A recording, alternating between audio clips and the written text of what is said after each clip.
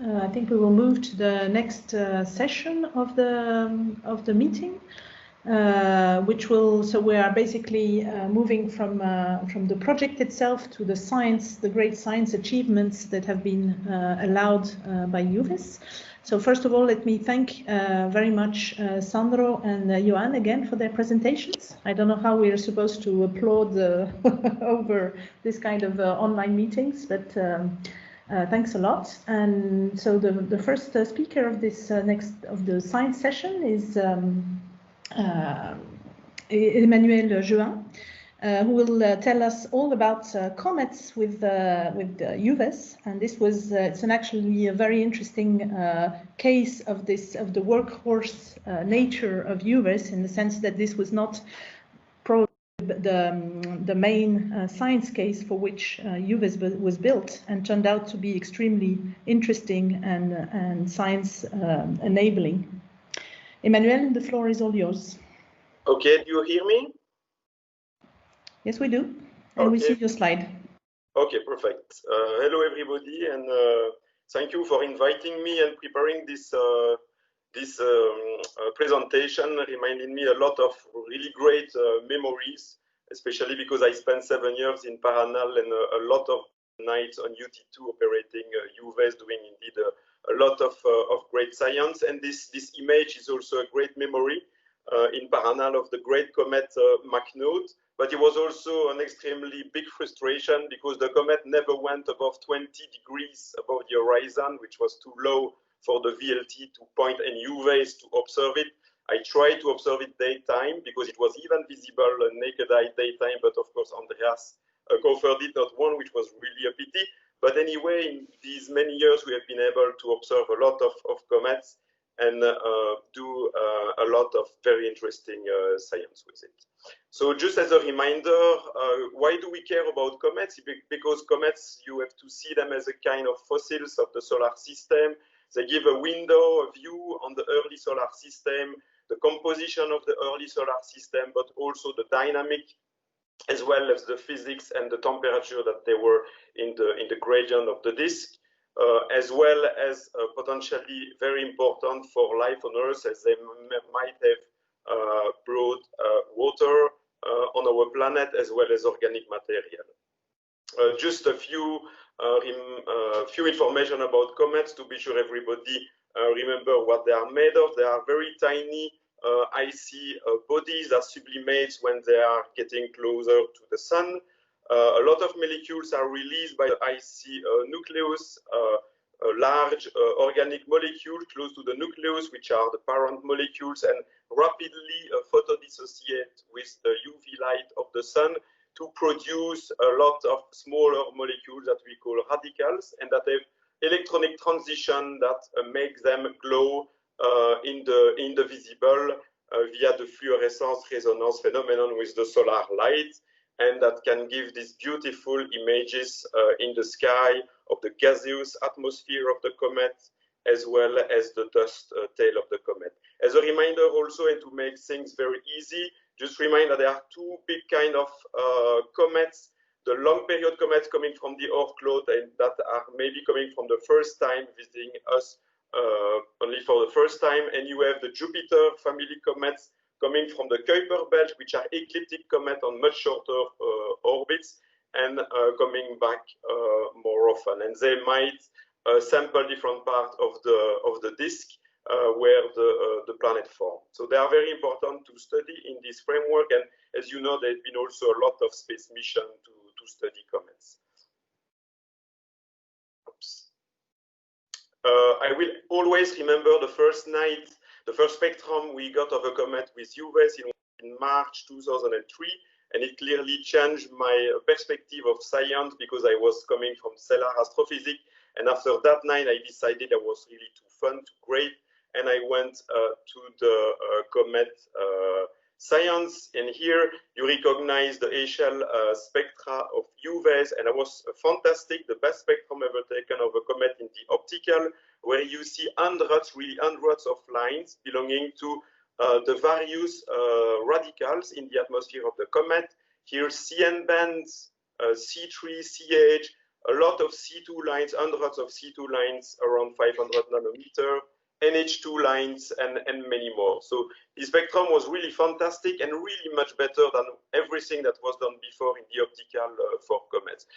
You have to imagine with the low resolution spectrometer, the CN band, for instance, with force, is just one bright line. In fact, it's the brightest feature in comets, it's just one line. But with UVAs, this line, when you reduce the spectrum, you see the fantastic structure of the molecular band with all the vibrational transition of the molecule, which here is about the resolution of 100,000, 80,000 using the narrow slit 0.4 arc second with UVAs. With UVAs, what is exceptional also is that you can catch in only 2 exposures the complete spectrum from 300 nanometer to 1 micron, basically, thanks to the dichroic, which is super important for comets because they are variable objects, and if you want to compare lines from different molecules, it's better to do it at the same time than on different lines. And all this was possible thanks to UVAs as well as thanks to the very high sensitivity in the blue, revealing a lot of very interesting features. So our idea by taking this first spectrum was to see if we could find the isotopic lines of rare isotopes through these molecular bands. For example, looking for the carbon-13 and nitrogen-14 and nitrogen-15 in the CN band. And it was possible thanks to UVAs, as I will just show. So isotopic ratios are measured in many different kind of astrophysical objects because they are kind of probes to know more about the physical and chemical conditions that were prevailing when those molecules formed. But unfortunately, they are usually extremely difficult to measure because the heavy isotopes are usually more rare than the normal isotopes. And then you need a very high signal to noise, and especially also a very high resolution to split the lines to see those rare isotopes. For comet science, that was extremely important to see if there are differences between the different types of comets, also to look if there are peculiarities for some peculiar chemical composition of comets, and as well as to try to measure these ratios in as many molecules as possible to have better view of the early solar system and the solar nebula, especially, and what was going on at that time. Just to give you a little idea, when we observe this kind of molecules, we can make synthetic spectra using fluorescence spectra, and you need to make a spectrum, fluorescence spectrum for every species. So here you see the 3 species with the different isotopes, the heavy isotope of nitrogen-15 and carbon-13, for instance. And you have to do the right mixture of those spectra to find the ratio between the different isotopes. And it was really fantastic for us to see this first spectrum taken with UVAs. Looking at the bottom of the CN line, we saw all these tiny lines grouped by pairs. And in fact, each pair is corresponding to the rare isotopomers with carbon-13 or nitrogen-15, and producing a synthetic spectrum, a fluorescent synthetic spectrum. Here I blackened the main emissions, which are very bright and like about 150 times smaller. So we needed a very high signal to noise. You see those small lines that are very well seen in the UVAs spectrum that allow us to derive the carbon ratio of about 100 and 150 for nitrogen. I will explain just in a moment what this implies. A couple of years later, we were able to do the same for Jupiter family comet, much fainter, 2 magnitude fainter typically than Oort cloud comets. And this is a sum of 10, 12 hours of UVAs because we really wanted to be sure to get those isotopic lines. And you see here this fantastic, really great quality from the UV spectra that allow us to derive again exactly similar carbon and nitrogen ratio than in Oort cloud comets. And to give you some perspective of the quality of UVAs compared to what was done before, below here you have Halley spectrum taken with a 4-meter telescope. Halley was a very bright comet, visible naked eye, compared to the faint comet we observed with the VLT. It's a 4-meter, and you see this isotopic line here due to carbon-13. And you you can compare with UVs. I mean, it's really an order of magnitude or 2 orders of magnitude better.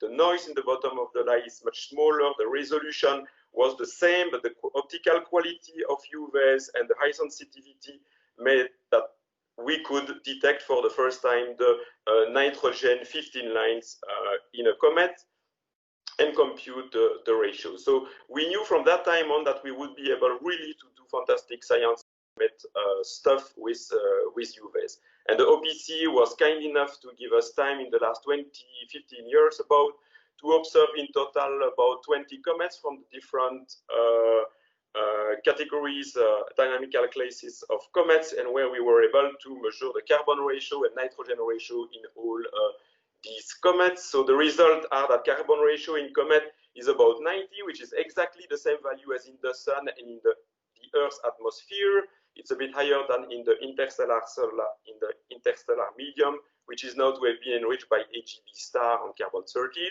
There is also, which is very important, no difference between the Oort cloud or the Jupiter family comets, and no difference if the comet is observed close to the sun or far from the sun. So there is a really high homogeneity of the carbon ratio among comet ices. For nitrogen, the history is much more interesting. So that was, thanks to UVs, we detected for the first time nitrogen 15 in a comet. And here we see a strong anomaly of the nitrogen ratio, a factor of 3 enrichment in nitrogen 15 compared to what you find in the sun and in the interstellar medium, and in fact also in the Jupiter atmosphere, which is representative probably of the of the solar nebula, and also an enrichment of a factor of 2 compared to the nitrogen 15 in the Earth's atmosphere, which probably means that comets have contributed to nitrogen ratio. There is no difference between the different kind of comets in the solar system. We wanted also to measure this ratio in different reservoirs, so in different molecules. We managed to do it in the radio with a radio telescope with HCN, and as well in the optical. And here we use, but there was only once the Keck telescope because the comet was in the north, and we confirm the ratio was the same in HCN and CN, CN being a subproduct of HCN, which was important. We look also for nitrogen 15 in ammonia, and we know, as I've shown previously, that there are many lines of NH2 in the UV spectra of comets. But when we started to look for the N15 H2 lines, we realized that the laboratory measurements were not precise enough to compare to our very nice UV spectra. And then we requested with Philippe Roslo some experiment in the lab to make new measurements in the laboratory of these lines to have a precise position where to look in the UV spectra. We could identify a dozen of bright N15 H2 lines that we searched in our spectra and that we found. So we could also compute the ratio of nitrogen 14 to 15 through another molecule, this time not CN, but NH2, which is coming from ammonia. 1 year later, the Subaru HDF telescope, our Japanese colleagues, made also the detection of these lines in another bright comet passing very close to the sun. Then Yoshiharu Shinaka came in Liège for a post. Was very courageous to measure all those lines for all the bands of NH2 and to confirm again that we found the same ratio in all these comets and for the many NH2 lines. I just put this slide for reference if you want to know a bit more about nitrogen isotopic ratio in the solar system. But we just recently got also the measurement in the Rosetta comet by Altweg, and in N2, which is the primordial reservoir of nitrogen in the solar system, they also find a ratio of 150, which is 3 times enriched compared to the sun and 2 times compared to the Earth. And there is still no clear explanation when we find the same enrichment, which is a high fractionation of nitrogen 15 in cometary ices. What is great also with UVs is we can trace and observe water through hydroxyl molecule OH, which is a subproduct of water in the atmosphere of comets. And here we are really at the limit of the atmospheric cutoff by ozone. So it's fantastic with UVs. You have access to OH lines, so you have access to water. And this is really one of the rare instruments we have attached to a large telescope to do this kind of measurement, which is, of course, extremely important for comets. As we know, comets have a lot of water. And one of the questions is to know if the water on Earth is coming from comets. So for this, the idea is to weight heavy water compared to normal water in cometary water with respect to Earth's water. And as you know, in the past, probably a lot of comets hit the Earth. You have just to look at the moon to be convinced of that. And in all the spectra, all the comets we observed, only for one of them we had enough signal to noise to combine 27 OD lines to get a faint detection of the deuterium in OD, and then taking the ratio OD over OH, we got a 2.5 10 to -4. So you see it's a super small ratio, and so extremely difficult to measure. The situation today is that about a dozen of comets have measurements of the D over H. So it's an important question. I remember to try to know if water on Earth are coming from comets or not. And thank you, Vanessa. Is it a 5 or a 2? Okay. And so Oort cloud comets are enriched by a factor of about 3 in deuterium with respect to the Earth. And something very interesting is that Jupiter family comets, which are ecliptic comets and more susceptible to hit the Earth, 2 of them have been found to have the same ratio as on the Earth. But recently, with the Rosetta mission, everything has been again put on challenge, because in 67P, it looks like deuterium is even more enriched than in Oort cloud comets. So today we don't understand much anymore about this. We really need more data. I would say also brighter comets and bigger telescope, because this is extremely difficult to achieve. Also, it was 5. Sorry? It was 5. Ah, okay, excellent. So we have been also able to observe forbidden oxygen lines in comets. Comets are fantastic laboratory. Also, as you have conditions that you cannot reproduce on Earth, and like in planetary nebula or emission nebula, you have some transition which are allowed, like this forbidden oxygen line. There is a green line emitted by excited oxygen, and there is a doublet of red lines that you see here very well in this total observation with UVS in 2008. Usually at low resolution, you have a big problem. You have the auroral atmospheric line, which are overlapping the cometary line. But thanks to the Doppler shift due to the speed of the comet around the sun with respect to the Earth, you have a Doppler shift that you can resolve with UVs and split the lines, and so go and measure properly these emission line. What is very interesting, and that was a work of one of my PhD students for 3 years, is that we realized that the ratio of the green line to the red lines depends from where the oxygen is coming. If it's coming from water or it's coming from CO2. The ratio of the green line to the red lines then gives you an idea of the ratio between the 2 main providers of oxygen in the atmosphere of a comet, which is water or CO2. And this is extremely interesting because CO2, you cannot measure it from Earth. You need to go in space because of the CO2 absorption in the atmosphere. So she measured, again, all our spectra. And what we could find is that around 1 AU, below 2 AU, most of the comets are mostly, the coma of comets are mostly enriched in water. But when you go far from the sun, you see increasing progressively the abundance of CO2 in the atmosphere of the comet. You have also symmetric molecules in coma that can be seen, that can have 2 different states, ortho and para, depending on the orientation of the spin. And these molecules produce, these 2 states produce different set of molecular bands that are here, ortho and para lines. Here it's an Oort cloud comet Q4 needs.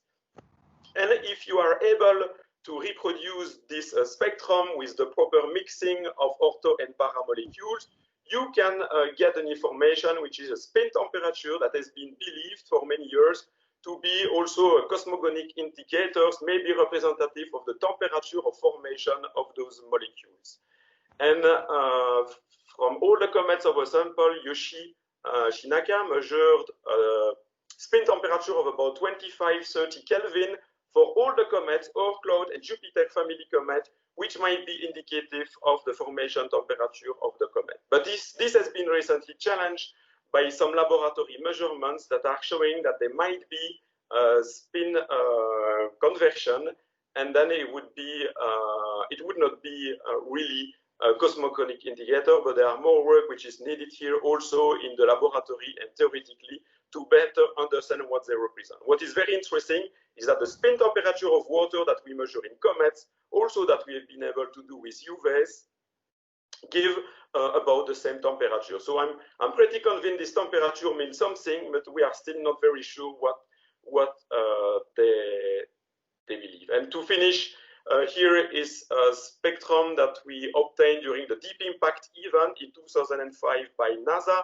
We were able to go on the comet about 10 hours after the impact and measure all the molecules that were released during the impact. We were expecting to find some unexpected molecules, but unfortunately, all what we measure are the usual molecules. We did not find anything weird, but it means that the composition of the ice on the surface of the comet, on the first layer, and inside the nucleus, at least few meters deep, were the same. We also recently observed an extremely interesting comet that I would like to say it's kind of a pristine comet. It does not show water, it does not show C2 and the usual molecule you see in a picture of comet, but it has been showing a lot of emission line of CO and of N2+. N2 was suspected to be abundant in comet, but has never been observed because these are extremely hyper-volatile molecules that already sublimate at 50 AU from the sun, while water sublimate at 3 AU typically from the sun. So we still don't know from where this comet is coming from, how it has been formed. A possibility is that it's a chunk of a trans-Neptunian object after a collision, and that the part of a crust, like of Pluton, for instance, could have been ejected and was extremely rich in nitrogen and in CO. And this is a slide about the recent interstellar comet Borisov. This is not published yet, but thanks to UVAs and to extremely long spectrum of about 2 hours widening the slit to 2 arcsagon, we were able to find water in that comet. So interstellar comets are also made of water, but we have shown with ALMA that this comet was richer in CO than in water. To finish, I would like just to make a little advertisement about a great project we had in Paranal in science operation with our friends of the science operation at that time, Stefano Bagnulo, Cédric Ledoux, Rémi Cabanac, and Claudio Mello. These are photos when they were a bit younger, except for Stefano. The US Observatory project, we were using the twilight because we thought it was really a pity not to use UVAs during that time on the bright stars, and we produced an atlas of about 500 spectra, high signal to noise, high resolution. And this paper has been cited 300 times. People are still using it. You have a preview interface where you can go and get all the spectrum, all the part of the spectrum, and people have been using it not just as template, but really to make science out of it. Thank you very much. Thank you very much, Emmanuel. We've been having a question since quite a while already by some R. Riaz, that I'm not sure what's your complete name. Riaz from University of Concepcion. Hello. Hello, can you hear me? Yes. Yes, please ask your question. Okay. Yeah. My question is, you said that the composition of the comets, whether they belong to the Jupiter family or the Kuiper belt, the composition remains pretty much the same. So what does this imply? Does this mean that the solar system in general remains independent of any kind of feedback from external source, or what? Yes, it's a good question. In fact, we were expecting for some elements like nitrogen, for instance, to find a gradient in the comets, depending if they belong to the Jupiter family or the Oort cloud, because these two kind of comets, types of comet, have not been formed at the same distance to the sun. But we don't find any difference. And in fact, we don't find any difference for carbon also, for nitrogen and other elements, which means, and that join also other measurements of other composition of comets, that it seems that there's been kind of a big mixing in the early solar system and in the disk.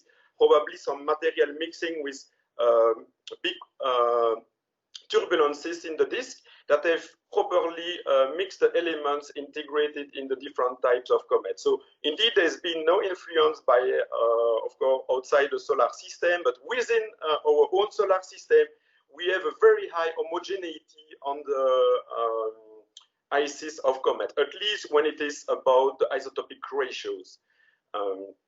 Yeah, so it will be very interesting. For instance, it would have been fantastic in the Borisov comet, which is, I went very fast on that slide, but which is an interstellar comet that has been formed around another star, to be able to measure the isotopic ratios. But unfortunately, that was extremely already challenging for UVES to get these lines, because this comet was magnitude close to magnitude 18, and far from the sun, moreover, a 2 AU from the sun, while usually when we observe bright comet of the solar system, it's in 1 AU only.